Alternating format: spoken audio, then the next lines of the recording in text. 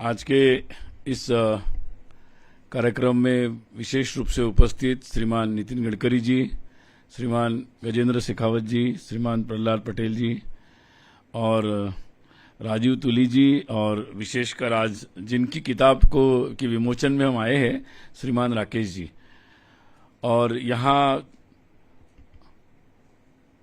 सुरुचि प्रकाशन का हमेशा ही प्रोत्साहन करने वाले साहित्य के, और आज मुझे लगता है कि तानसेन जी होने के कारण संगीत का भी के दर्दी या उसका प्रोत्साहन करने वाले लोग भी यहाँ आए हैं। तो सभी को अभिनंदन इस नए पुस्तक के निमित्त। वैसे काफी अच्छा प्रयास है कि मतलब सुरुचि के प्रकाशनों में मुझे लगता है कि एक नया मोड़ भी है ये, क्योंकि नए प्रकार की पुस्तक है ये। सामान्य रूप से ऐसी किताबें कम है सुरुचि के लिस्ट में, तो इस दृष्टि से मैं बधाई देता हूं और ऐसी और भी उपयुक्त पुस्तकें आगे भी आती रहेगी, इसके लिए शुभकामना देता हूं। वैसे तानसेन जैसे एक अत्यंत प्रसिद्ध और जिनकी संगीत और तानसेन मतलब इसके एक अटूट संबंध है, मतलब तो ऐसे एक बहुत ही वरिष्ठ इनके ऊपर वक्तव्य करें तो इनके इतनी संगीत की जानकारी तो मुझे नहीं है, और मुझे लगता है कि मतलब उनका जो संगीत के क्षेत्र में जो योगदान है वो अतुलनीय है, मतलब उसकी तुलना भी नहीं कर सकते हम लोग। हाँ, ये निश्चित है कि हम सभी लोग, बहुत सारे लोग संगीत को सुनने में और उसका रस लाभ लेने में बहुत अच्छे से हम लोग आगे रहते हैं, और ऐसे लोगों को प्रोत्साहन मिले इसमें भी आगे रहते हैं।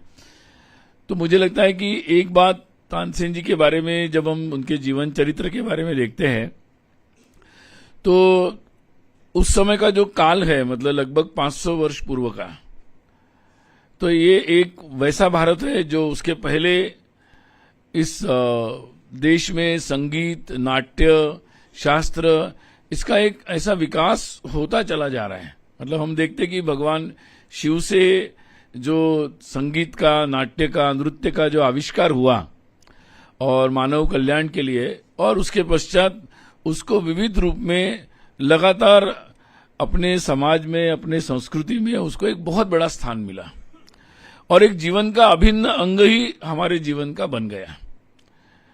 और इस कारण से, परंतु जब ये तानसेन जी का काल है वो काल वैसा नहीं है।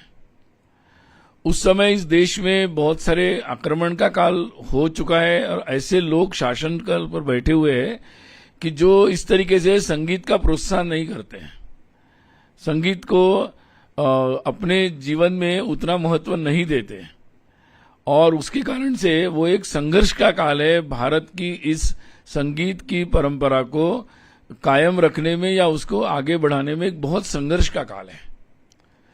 और इसलिए जैसे हम लोग बाहर से आए हुए आक्रमणकारियों से लड़ने वाले वीर महापुरुषों का स्मरण करते हैं कि जिन्होंने अपने देश की सीमाओं का रक्षण करने के लिए सर्वस्व अर्पण कर दिया, सतत संघर्ष करते रहे।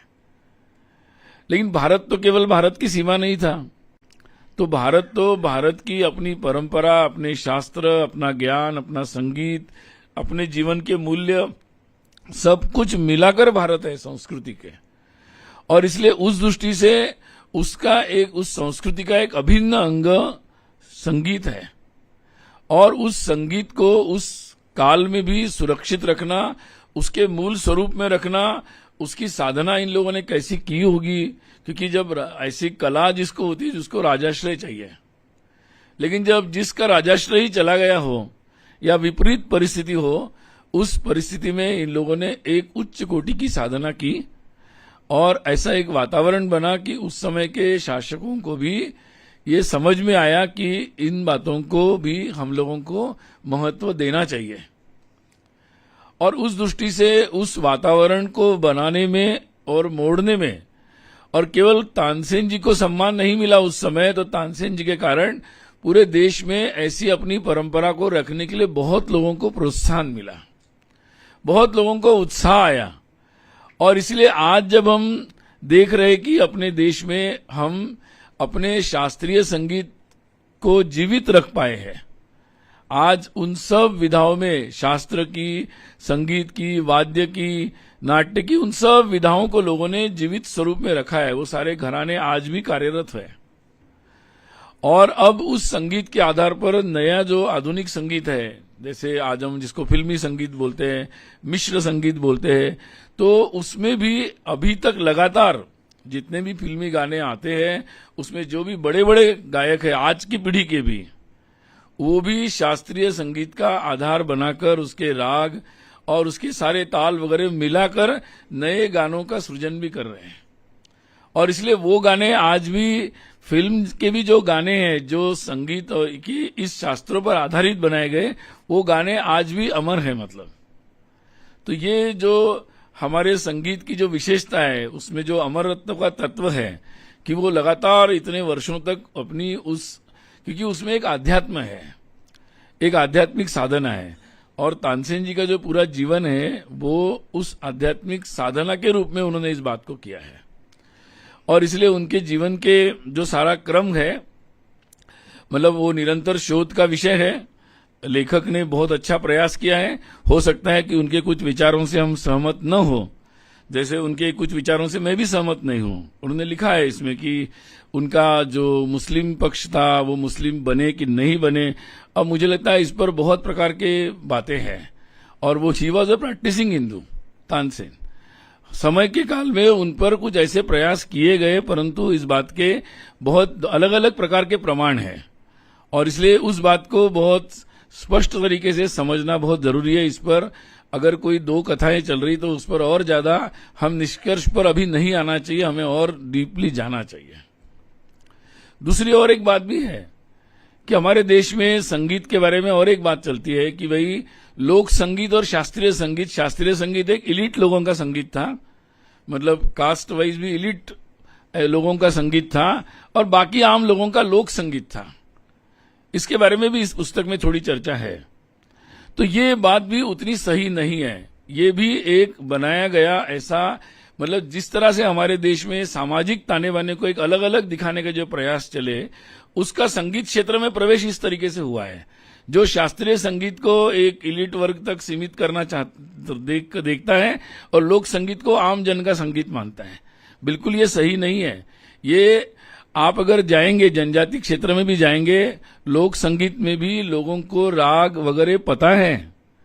आप अभी भी जाएंगे, मुझे लगता है कि हम लोगों ने बहुत सारी ऐसी चीजें देखने की जरूरत है। उनको पता है कि कौन से पर्व पर कौन सा गीत गाना चाहिए, कौन से सुर में कौन सा वाद्य कैसे बजाना चाहिए।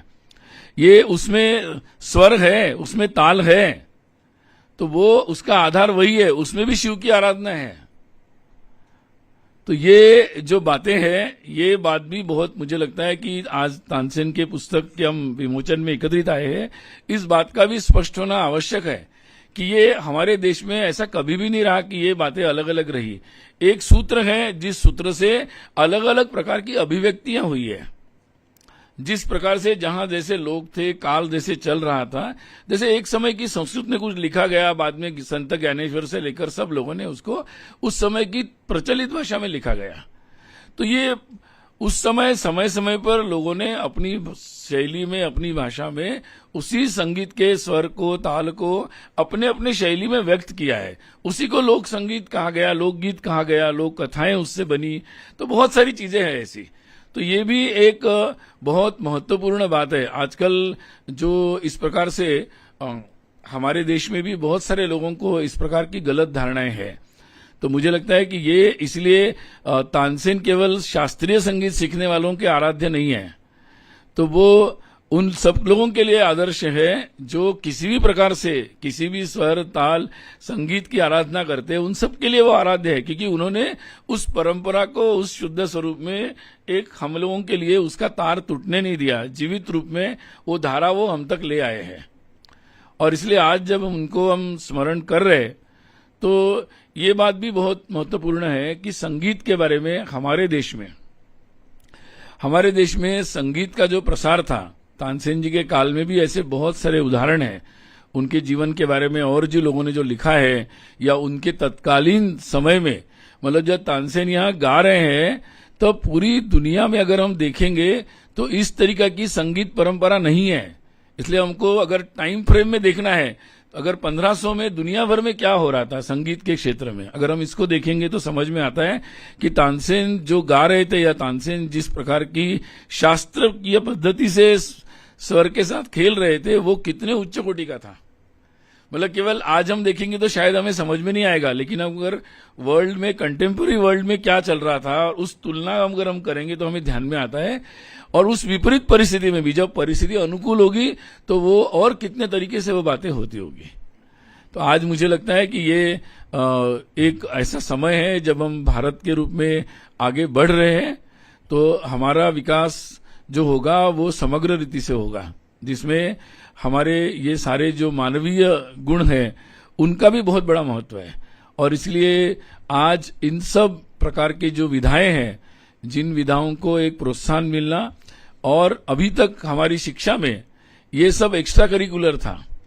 अभी अच्छा हुआ है कि नई राष्ट्रीय शिक्षा नीति में ये सभी जो एक्स्ट्रा करिकुलर बातें थी, ये खेल, संगीत, नाट्य, नृत्य, इन सब को पार्ट ऑफ करिकुलम बनाया हुआ है। और अब जैसे घर में किसी बच्चे को बोलते थे कि बेटा तू ये सब फालतू काम मत करना, तू अपनी पढ़ाई करना, अब मैं उन सबको बताना चाहता हूं कि अब ऐसा बोल नहीं सकते आप लोग, क्योंकि वो भी अब पढ़ाई का पार्ट है और उस पर स्कूल से लेकर कॉलेज तक क्रेडिट भी मिलेंगे। तो it is a part of curriculum. एक नया बदलाव हुआ है और ऐसे समय में मुझे लगता है कि अगर वो करिकुलम का पार्ट बन रहा है तो ऐसे बहुत सारे लोगों के बारे में जानना पड़ेगा, लोगों को समझना पड़ेगा और ऐसी कथाएं समझनी पड़ेगी, ऐसे संगीतकारों के बारे में जानना पड़ेगा।